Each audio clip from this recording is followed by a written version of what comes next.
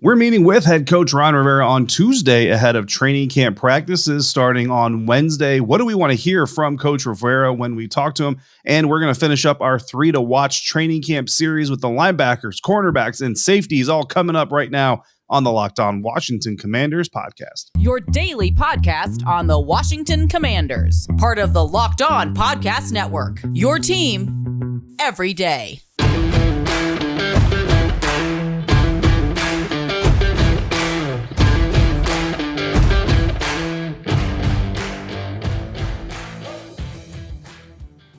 Welcome in, Commanders fans, to the Locked On Commanders podcast, part of the Locked On Podcast Network. Your team every day. We are your daily podcast covering the Washington Commanders, free and available on all platforms, including YouTube and the new WUSA 9 Plus app. Your CBS affiliate in Washington, D.C. has a new streaming app that is a game changer for local news and sports in the DMV. Just download the WUSA 9 Plus app now from your Roku or Amazon Fire TV stick. No matter how you're joining us, we thank you for making us your first listen or your first view of the day. I'm David Harrison, writer for Sports Illustrated's Fan Nation, covering your Washington Commanders. My co-host Chris Russell is one half of the Russell and Medhurst show on the Team 980, which you can find live Monday to Friday from 9 a.m. to noon Eastern time or anytime along with this show on the Audacy app. When we're not here, we're on Twitter at dharrison82 for myself, at Russellmania621 for Chris, and at LO Commanders for the show. All right. Again, thanks for Commanders fans for making the Locked On Commanders podcast your first listen or your first view of the day. Either way, as David said, we appreciate you. Today's episode brought to you by our friends at Bet Online. Bet Online has you covered this season with more prop odds and lines than ever before. It's Bet Online, where the game starts. All right, David, here we are. We made it through whatever the offseason is. Around here, that takes on a different context. I try and tell everybody that, but hopefully everybody understands there really is no offseason when it comes to the Commanders. But here we are, Ron Rivera and the team scheduled to report to Ashburn on Tuesday, July 26th, depending on when you're listening to this. Of course, with the first practice on Wednesday morning. And Ron meets with the media, as you mentioned in the tease, at 5 p.m. Eastern time on Tuesday. So again, depending on when you're listening, watching this, it may have already happened or it may be before. But we are recording this before it actually happened. So I thought we could talk about what 3 questions each one of us have. If we had unfiltered questions and we could just kind of choose the narrative of what we want to hear, what we're most interested in. So I wanted to bounce my first one off of you, and then you'll take a turn and so on and so forth. And mine is one that Pete and I have argued on the radio for about a week and a half. I think it's going to be a big distraction when Dan Snyder supposedly testifies in front of Congress on Thursday, later on this week. We don't know if we're going to actually get to see it or anything like that. But I want to know from Ron, how much of a distraction is it that his owner, the guy who signs his paycheck, chose to do this during the opening days of training camp when Ron has done everything he can to possibly put the past in the past? I want to know, how much of a distraction is it? Has he thought about it? Does he think it'll weigh on the players? That type of thing. Yeah, it's unfortunate, man. And I already feel bad for Coach Rivera having to answer these questions right after a practice, or even before a practice, depending on what time and what happens and everything else. And heaven help him if Dan says something crazy. Which, I mean, honestly, I don't know if anybody's really planning on him saying anything at all. Some people are still predicting he's not even going to show up, that they're going to find some sort of legal something or other. Say, wait, we got one more problem. But I feel bad for him, man, because I mean, they're just trying to do football things, and I can already see the comments, YouTube, we don't care, and I got it, guys, but it's part of the job. So it's a question that's got to get asked. You know what I mean? It just is. It's part of the scenario, so it's part of the context and the narrative of what's going on. My first question, Chris, and stop me if you've heard this before: will the team approach Cam Newton for a new contract? I'm just kidding. That's not going to happen. But what I do want to know is whether or not. I asked that question at a time worth 10,000 over the last 2 years. Last year and even the year before, it made more sense. Yeah, this year I don't think anybody's going to be asking about Cam Newton. But the quarterback they did get, Carson Wentz, right? He was working out in California with some other teammates, including Taylor Heineke, which I think was really great of him as a teammate to go out there and work out with his new, starting quarterback, who kind of came in and you could say took his job. I want to know if there's any reports, any information that he gleaned from them, because again, those are independent workouts. They're not team run, sanctioned, or whatever. They can't be because of the CBA liability issues. But did he hear back from Carson or Terry or anybody else, or even since maybe they returned, they're in the building now, maybe he heard something. Just, did anything happen out there of significance, which he's not going to tell us exactly, but we found out that Carson and Terry can't run any 5-yard outs because they won't connect. Like, I got it. But, right. just general commentary on how that went. Yeah, I think that's a good one, and maybe more that would be for Scott Turner. Maybe he would have more specifics on that, but we're not getting Scott Turner on Tuesday to open up camp. We're getting Ron Rivera, so hopefully Ron did more than just, hey, how are the donuts at the workouts in Paradise Valley?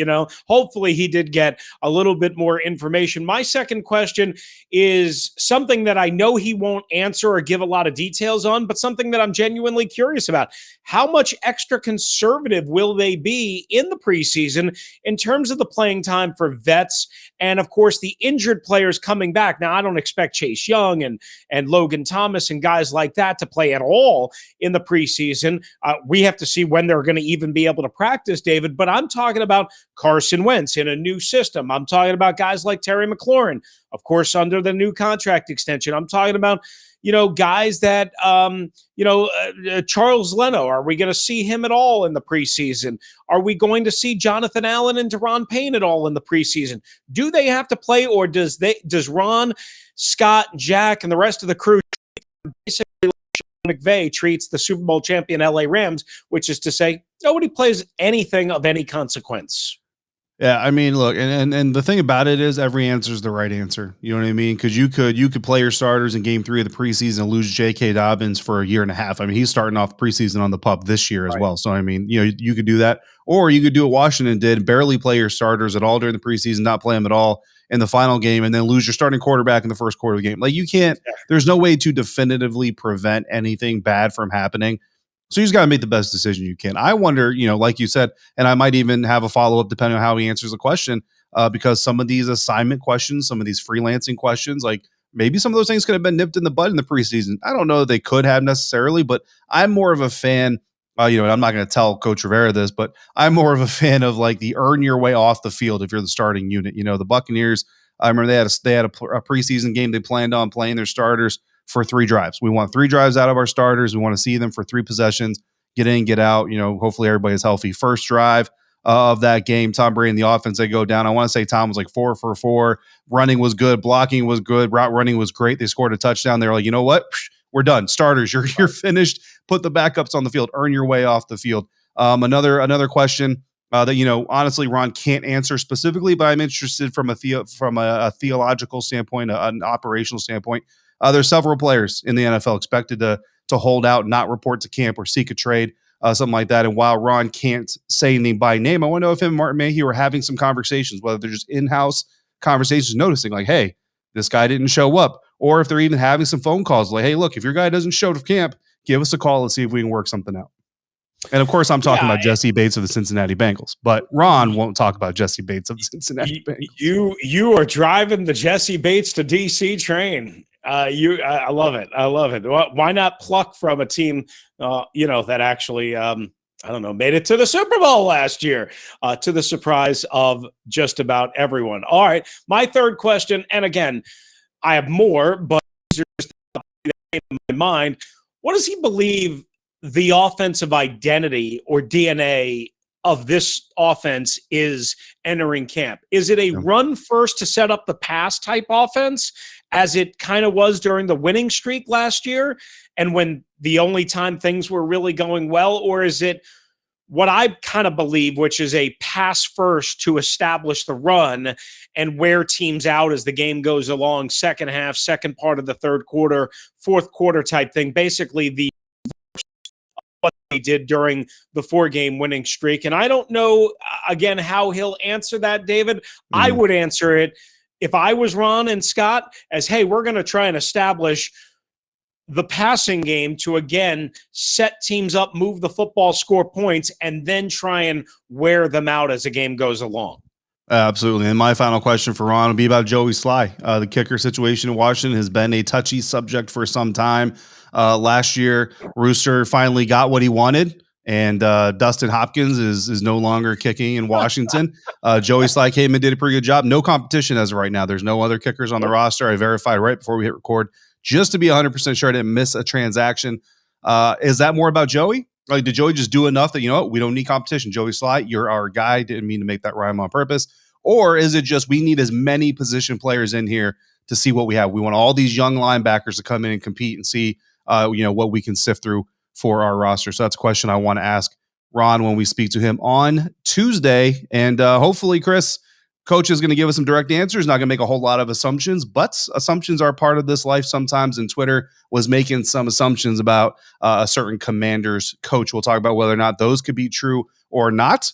But one thing we know is true, and we're going to talk about it right now, is the fact that all of us at some point in our lives have been a little tight on cash from time to time. Maybe we can only afford to put a few gallons of gas into our tank, or maybe there was an event coming up and we're sweating bullets figuring out how we're going to get a gift that measures up but also pay the bills. That's where Dave can help, because if you're living paycheck to paycheck or struggling to make ends meet, it can be really stressful when unexpected expenses come up. Now Dave can help you get out of a pinch when you really need it. What if you get a little bit of help from your future self? What if you could talk to your future self and maybe ask for a favor? Would you ask to borrow a little bit of cash? Well, if you would, now you can with Dave.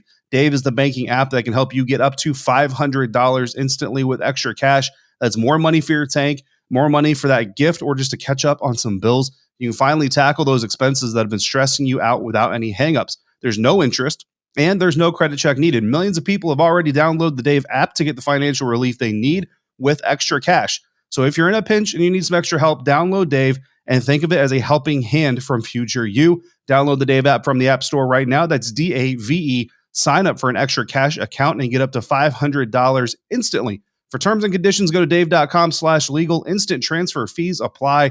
Banking provided by Evolve, member FDIC. Future you will thank you. All right, David, and betonline.net, our friends, is the easiest way to keep track of all your betting needs.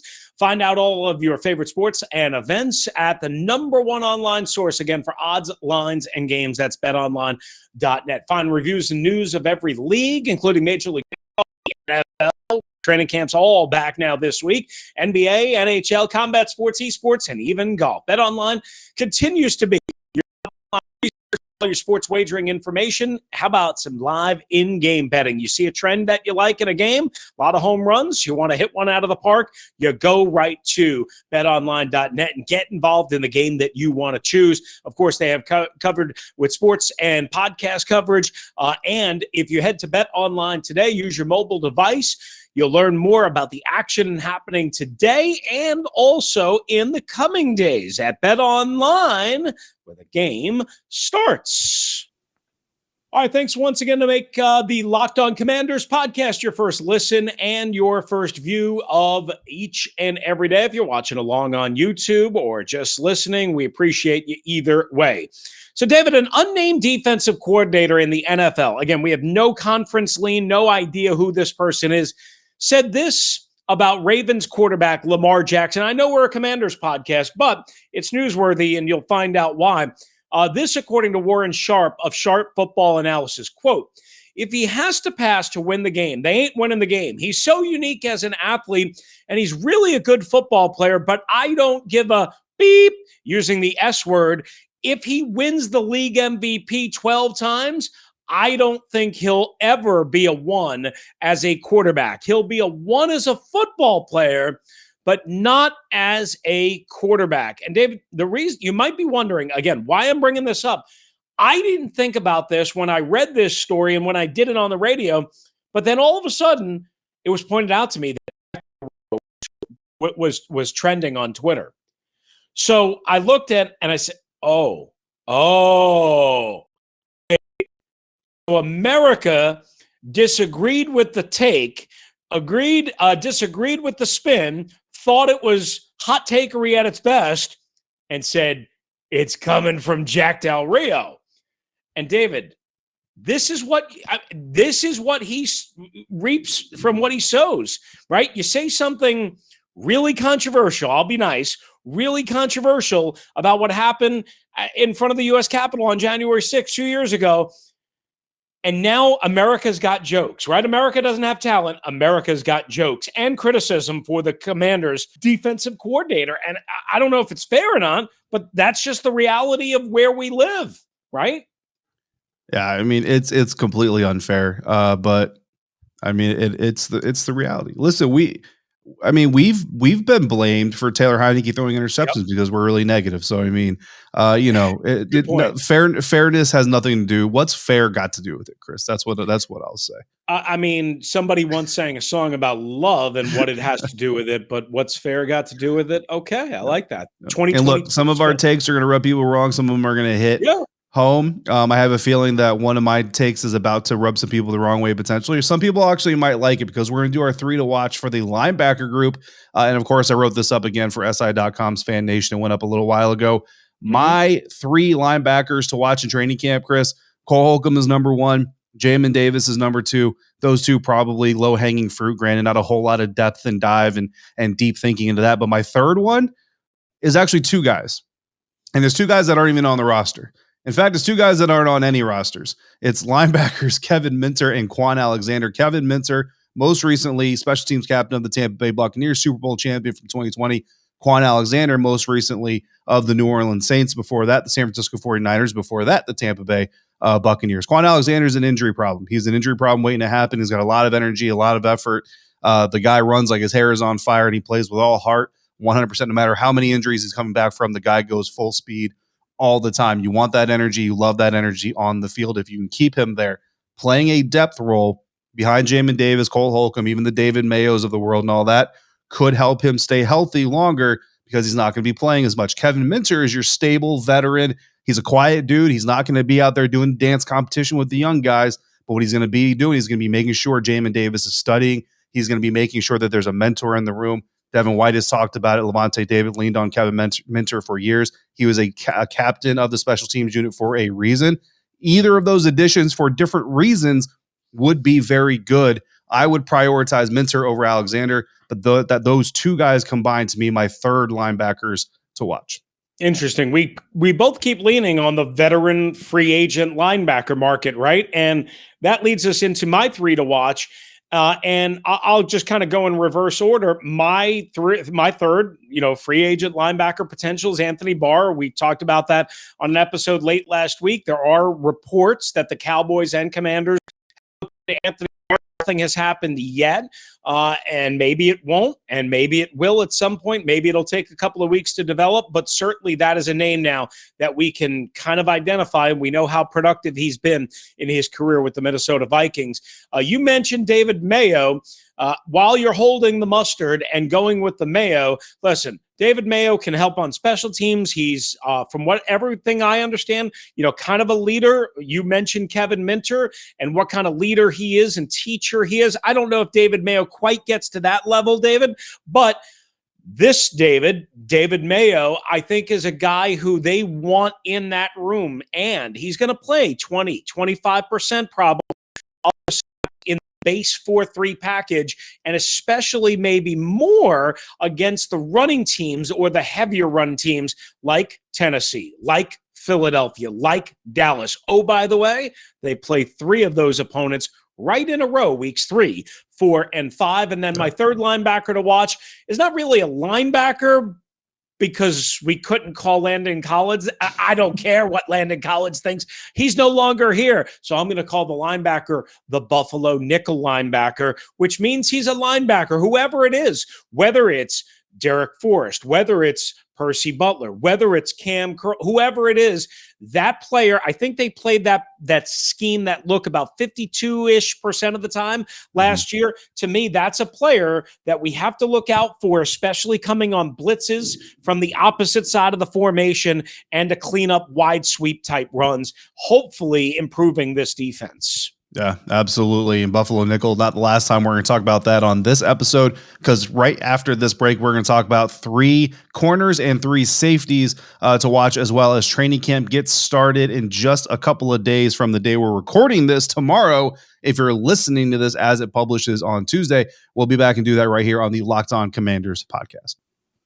Final segment here on the Locked On Commanders podcast, finishing up our defensive 3-to-watch series with the cornerbacks and safeties as we've gone through all of the position groups, not the specialists. We're not going to do this on the specialists, all right?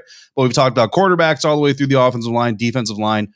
Now we're coming back with the defensive backfield, talking corners and safeties. And again, I wrote these up specially for SI.com's Fan Nation. My 3 corners to watch, Chris: Benjamin St-Juste, that second year, coming back from the concussions, multiple, unfortunately, and he's moving inside. How does that development continue? His position coach, the defensive coordinator, his head coach, all sound very excited for him. How does that continue? William Jackson III told us earlier in the offseason that in year 2, he feels a lot more comfortable playing really fast, knows the guys, knows the language, playing a lot faster. I don't know, maybe he's behind the scenes rallying to bring his guy Jessie Bates to Washington from Cincinnati. And then Christian Holmes, the rookie. You want to know what he's going to do. He's a 7th rounder, right? But he flashed at times in the offseason practices. Not a whole lot, not enough to go, I'm not going to tell you to get yourself a custom Christian Holmes jersey, but can he make enough noise to put himself on the radar for a roster spot?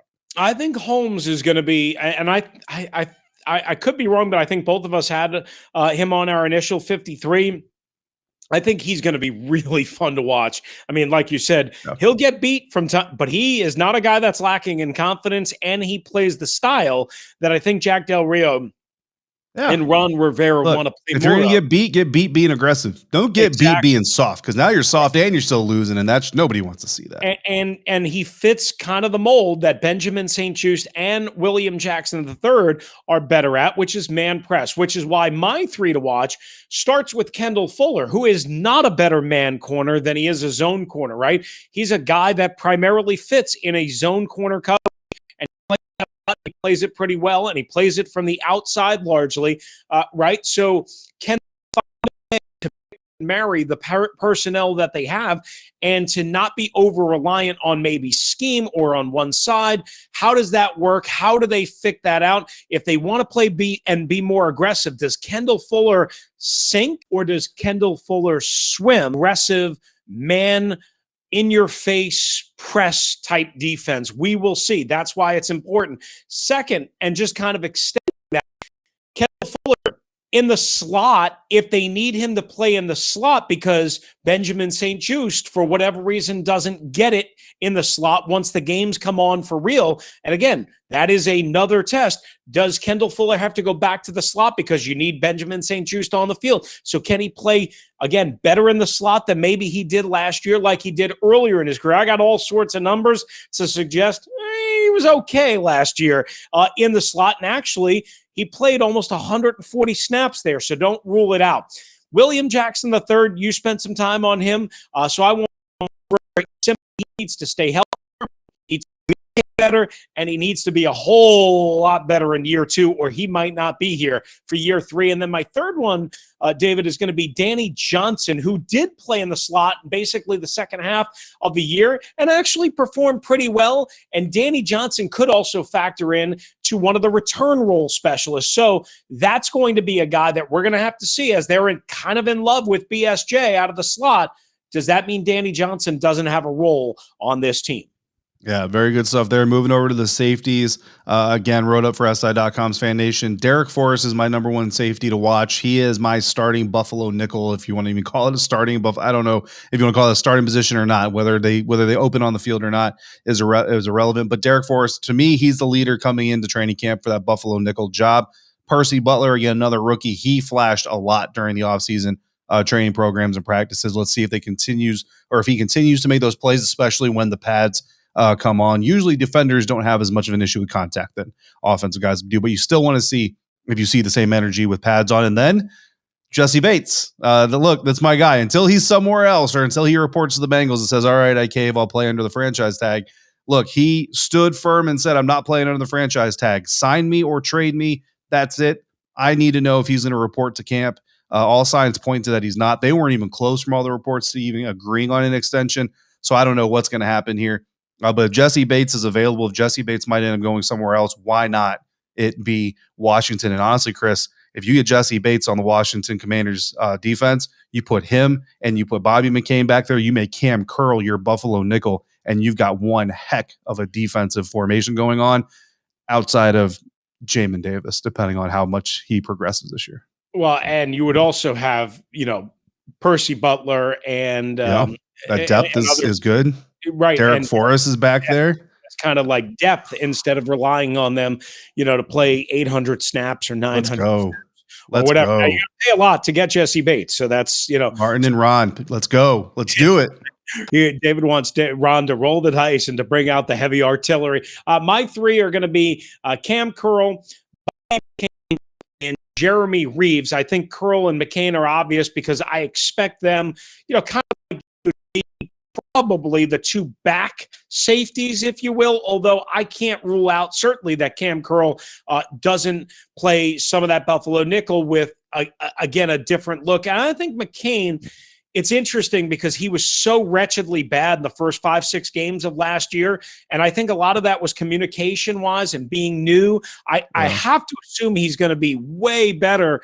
And he was much better in the second half of last year, David, as he got more comfortable. I have to assume that he, with some of his physicality and coverage skills, that he's going to be better in year 2 here in Washington. And Jeremy Reeves, we know the incident between him and I think Jeremy Reeves is a good kid. I think the coaching staff still likes how he works.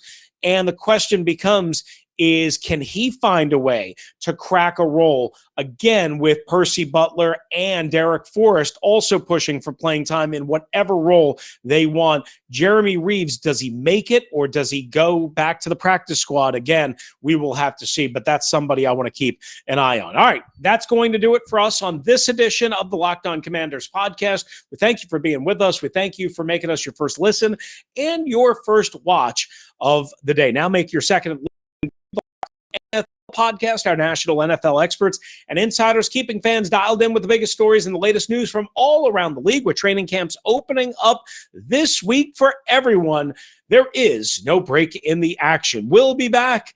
We're expected to hear from Ron Rivera on Tuesday. David and I both expected to be boots on the ground and have you covered from Ashburn at the team facility. Meanwhile, if you want to hop in, 301-615-3577 or lockedonwashingtoncommanders@gmail.com. For my partner, David Harrison, who's covering the Washington Commanders for SI.com's Fan Nation, I'm Chris Russell, one half of the Russell and Medhurst Show. If you're out and about, please be safe, be kind to one another. Don't you dare drive like a maniac. And thank you for joining us right here on the Locked On Commanders podcast.